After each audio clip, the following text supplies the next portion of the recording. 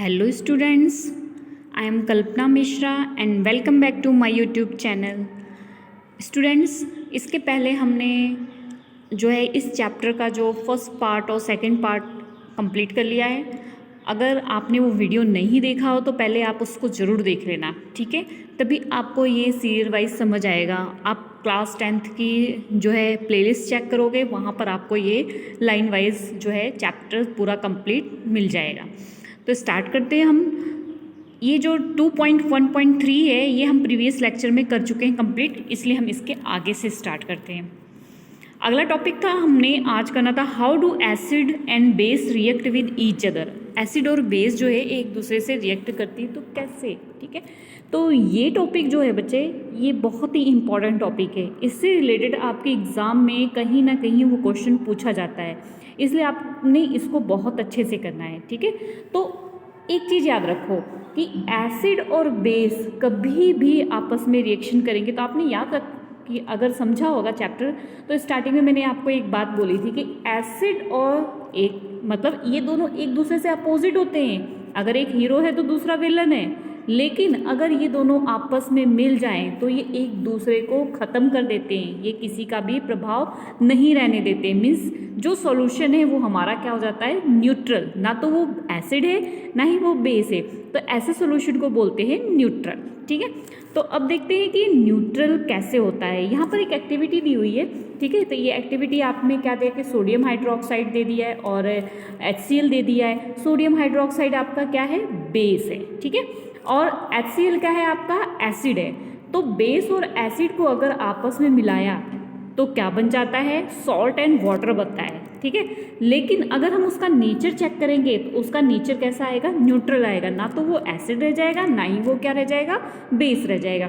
तो above activity से हमें यही मिला है, यही हमें पता चला है कि जो हमारा जो सॉल्यूशन एक्टिविटी के बाद आता है अगर हम उसका नेचर चेक करेंगे तो उसका नेचर कैसा होता है, न्यूट्रल होता है, न्यूट्रलिफाइड, ठीक है.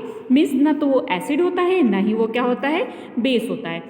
तो एग्जाम में बेटा ये क्वेश्चन आ ही जाता है 2 मार्क्स में, ठीक है. तो अच्छे से करना है आपने. तो इसकी डेफिनेशन यहाँ से मिल जाएगी आपको. The reaction between an acid and base to give salt and water. जब एसिड और बेस के बीच में रिएक्शन होती है तो क्या देते हैं, सॉल्ट और वाटर देते हैं. तो इस रिएक्शन को क्या बोलते हैं, न्यूट्रलाइजेशन रिएक्शन, ठीक है. उसके बाद आपने क्या लिखना है, एसिड और साथ में क्या हमने ऐड किया, बेस, ठीक है. सॉरी, बेस और एसिड या एसिड बेस जो भी लिख सकते हो, कोई प्रॉब्लम नहीं है, ठीक है. दोनों को ऐड किया तो उसका जो प्रोडक्ट होता है वो क्या बनता है, सॉल्ट और वाटर, ठीक है.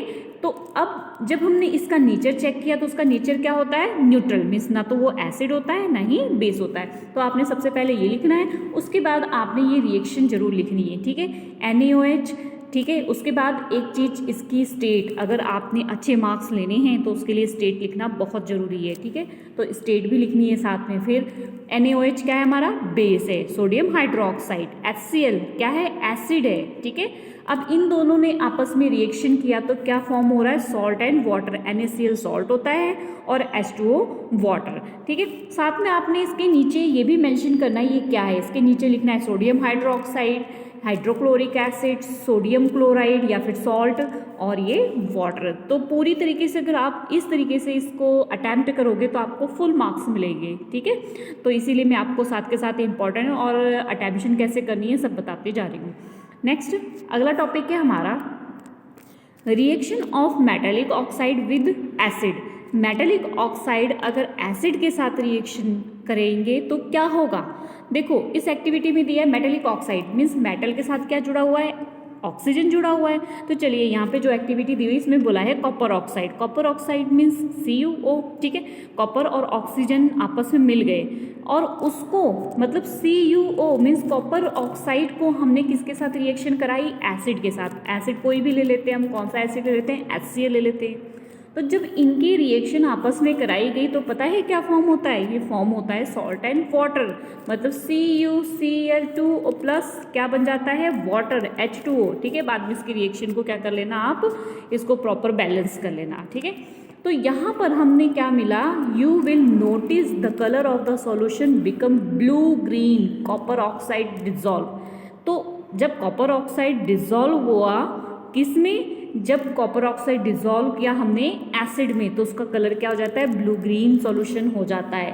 तो वहाँ क्या फॉर्म हो जाता है? कॉपर क्लोराइड फॉर्म हो जाता है। ठीक है, ये जनरली रिएक्शन किससे करता है? मेटालिक ऑक्साइड और एसिड की रिएक्शन है कि मेटालिक ऑक्साइड और एसिड ने आपस में रिएक्शन किया तो सॉल्ट और वाटर बना। ठीक है, अभी मैं यहाँ पे एक चीज़ आपको और बता देती हूँ कि जो मेटल होता है, मेटल का नेचर क्या होता है? मेटल का नेचर होता है बेसिक इन ऑक्साइड। ठीक है, अब यहाँ पे सॉल्ट एंड वाटर क्यों बना है? क्यों बना है इसको आपको पता लगा? सॉल्ट एंड वाटर इसलिए बना है कि मेटल उसका नेचर क्या है? उसका नेचर है बेस। ठीक है, बेसिक ऑक्साइड उसका नेचर है। ठीक है, उसका नेचर है बेसिक ऑक्साइड। अब बेसिक ऑक्साइड किसके साथ मिला हुआ है? एसिड के साथ। अब बेसिक ऑक्साइड एसिड के साथ मिला तो वो क्या बन गया? न्यूट्रल।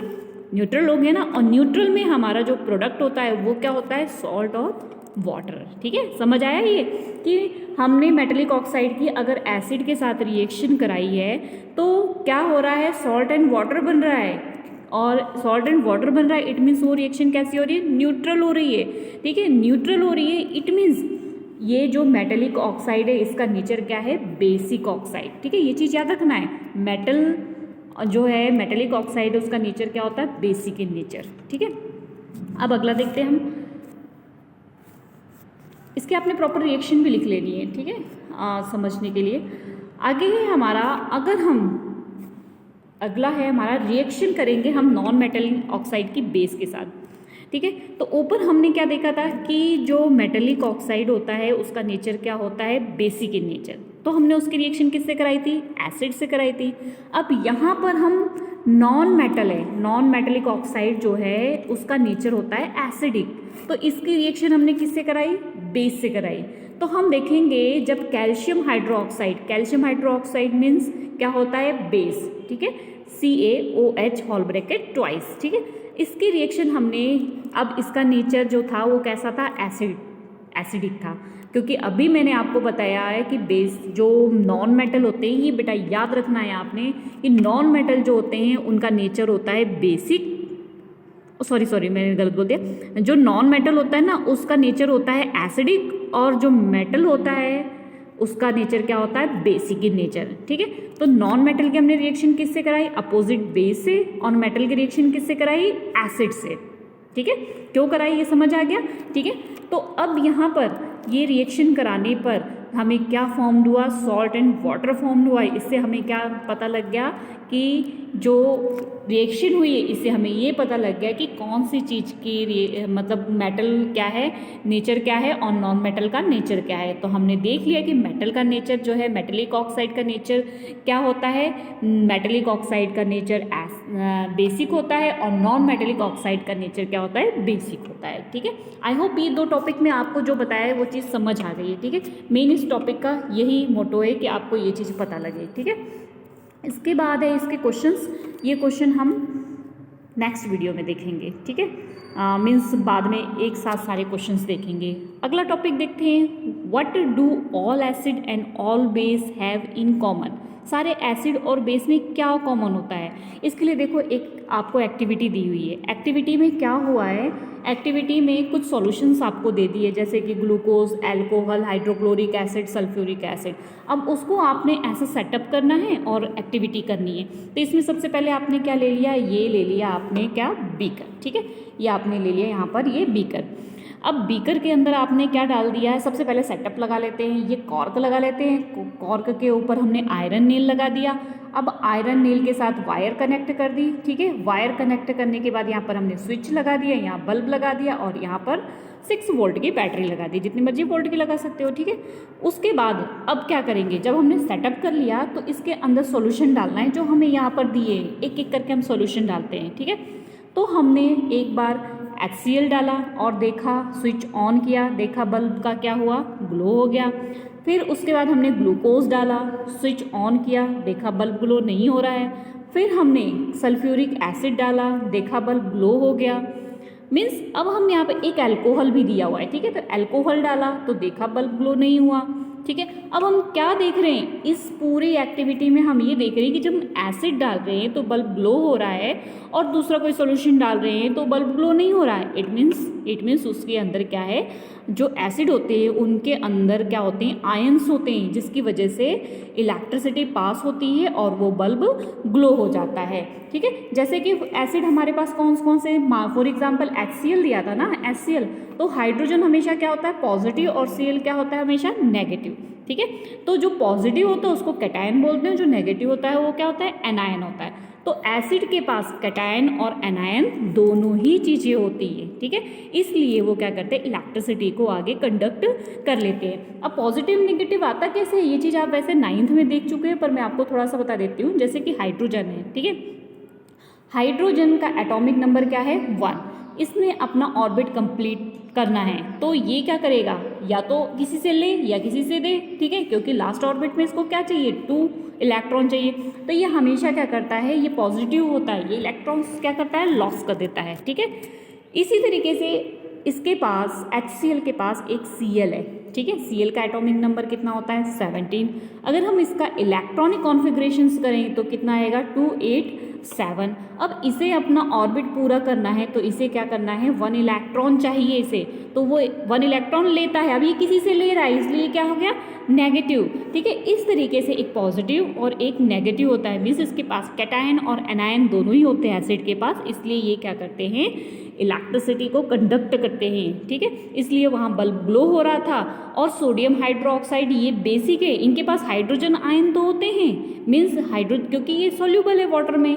एल्कलीज जो होते हैं, बेस और एल्कली, आप ये 2 चीज़ समझो। ठीक है, बेस तो हमें पता है क्या होता है। ठीक है, एल्कलीज का क्या मतलब होता है, बेस जो है वो वाटर में डिजॉल्व हो, उसको एल्कली बोलते हैं। ठीक है, तो अब एल्कलीन सॉल्यूशन है, वाटर में डिजोल्व है, वाटर में पता है हमें क्या है, हाइड्रोजन आयन है। ठीक है, लेकिन चलो एक आयन तो है इनके पास, लेकिन दूसरा आयन नहीं है ना, इसलिए वो इलेक्ट्रिसिटी कंडक्ट नहीं कर पाता है। आई होप बच्चों आपको अच्छे से समझ आ रहा होगा जो मैं समझाना चाहती हूँ। ठीक है, अब यहाँ पर एसिड मैंने HCl का आपको बताया था, यहाँ पे और का भी बता रखा है, जैसे HNO3 में यहाँ पर H का तो हमें पता ही है पॉजिटिव आयन से, ठीक है, कैटायन है, तो यहाँ पर ये एनायन है, और H2SO4 में ये एनायन है। ठीक है, CH3COOH में ये एनायन है। ठीक है, तो इस तरीके से इसके अंदर हाइड्रोजन आयन और पॉजिटिव और मतलब एनायन और कैटायन दोनों ही प्रेजेंट है, जिसकी वजह से इलेक्ट्रिसिटी कंडक्ट होती है, और यही इनकी एसिड की एसिडिक प्रॉपर्टी है। ठीक है, आई होप बच्चों आपको ये टॉपिक अच्छे से समझ आ गया होगा। ठीक है, नेक्स्ट टॉपिक हम नेक्स्ट वीडियो में देखते हैं। तब तक आप इस वीडियो में जो भी आपको समझाया गया है, अगर आपको कोई प्रॉब्लम आ रही है तो कमेंट में बताओ।